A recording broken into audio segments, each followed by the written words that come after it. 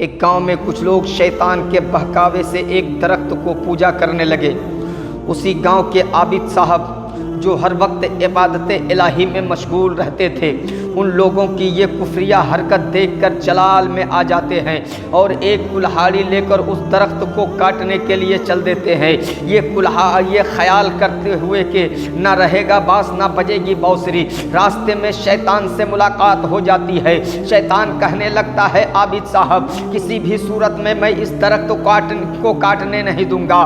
آخرکار باتوں باتوں میں دونوں کے درمیان لڑائی شروع ہو جاتی ہے۔ عابد صاحب بار بار شیطان کو پچھاڑ دیتے ہیں، چونکہ اس کے پاس اخلاق کی طاقت تھی، اس لیے عابد صاحب غالب اور حاوی ہو جاتے ہیں اور شیطان مغلوب و عاجز ہو جاتے ہیں۔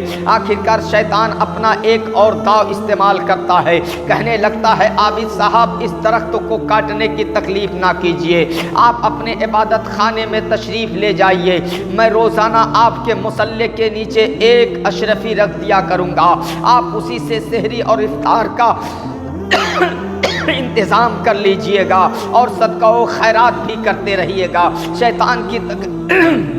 شیطان کی تقریر سن کر عابد صاحب کا خیال بدل جاتا ہے۔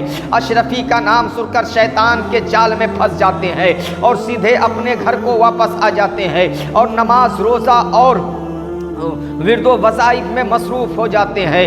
اب روزانہ عابد صاحب مصلے کے نیچے سے اشرفی نکالتے ہیں اور اسی سے اپنی ساری ضروریات پوری کر لیتے ہیں۔ ایک ہفتے بعد شیطان مصلے کے نیچے اشرفی رکھنا بند کر دیا۔